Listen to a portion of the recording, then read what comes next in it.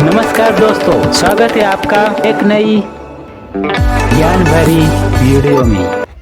गीता भगवान द्वारा दिया गया एक ग्रंथ जो किसी एक धर्म के लिए नहीं है बल्कि पूरी मनुष्य जाति के लिए है, पूरी इंसानियत के लिए है, क्योंकि ये आत्मा को परमात्मा के बारे में, उसकी सृष्टि के बारे में और सबसे अहम यह उन कायदों के बारे में समझाती है जिनका आत्मा को मनुष्य के रूप में हर हाल में पालन करना होगा, रक्षा करनी होगी। और इन्हीं कायदों की बुनियाद पे एक आत्मा को शरीर त्याग करने के बाद परखा जाएगा और इस परीक्षा से पास होने पे हमेशा के लिए इस जन्म और मृत्यु से मुक्ति मिलेगी।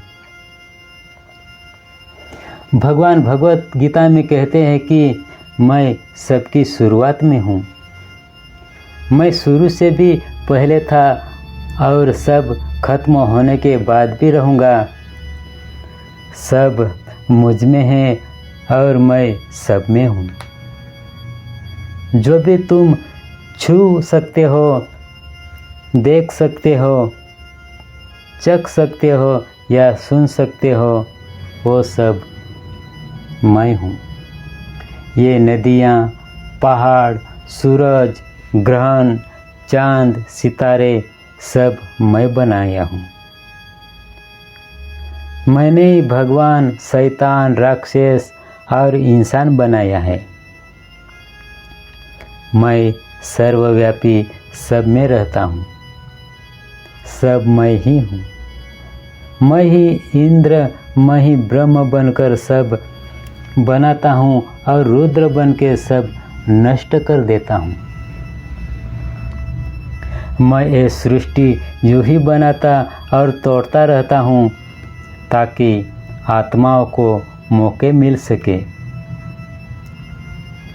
इस जन्म और मृत्यु के मोक्ष पाने को, हमेशा के लिए परमात्मा के साथ रहने को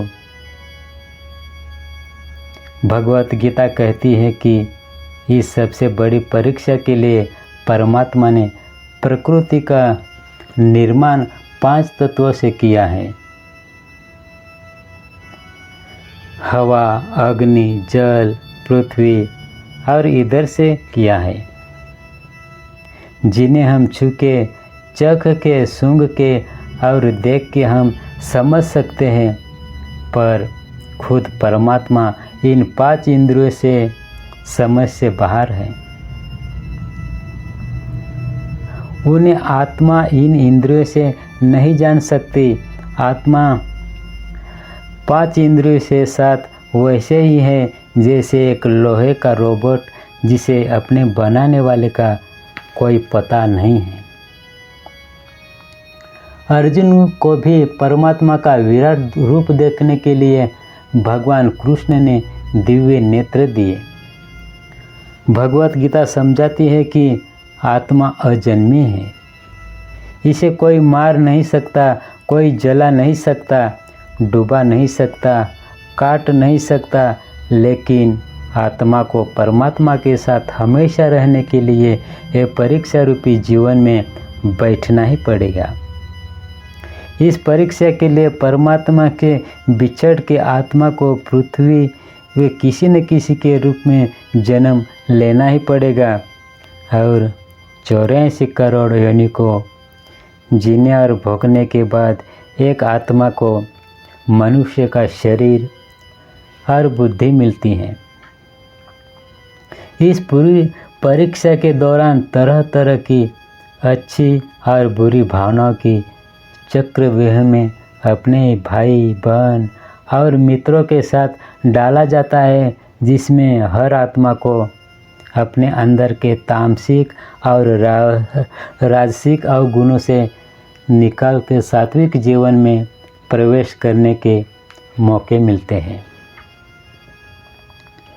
हमारे तामसिक गुण वो है जो हमारे अंदर की भावना पैदा करके हमें खुद को उदास और नुकसान पहुंचाते हैं और हमारे राजसिक गुण हमें ईर्ष्यालु बनाते हैं, यह निकालना होगा। पहला द्वार धर्म का है और शेर उनका प्रतीक है। धर्म वही है जो गीता में लिखा हुआ है, धर्म वही है जो धारण किया हुआ है, जिसे आपका दिल मानता है। जैसे झूठ नहीं बोलना है, चोरी नहीं करना है, भगवान का निरादर नहीं करना है, दूसरों को नुकसान नहीं देना है, यही सब धर्म है। और हर आत्मा को अपने जीवन काल में हर समय धर्म का पालन करना होगा और उसकी रक्षा करनी होगी। दूसरा द्वार है अर्थ का है और घोड़ा इसका प्रतीक है। हर आत्मा अपने हर जीवन काल में अपने पृथ्वी पर होने का अर्थ या मूल कारण समझेगी। इस जिंदगी में भोगने वाली चीज़ें और रिश्तों का आनंद लेगी।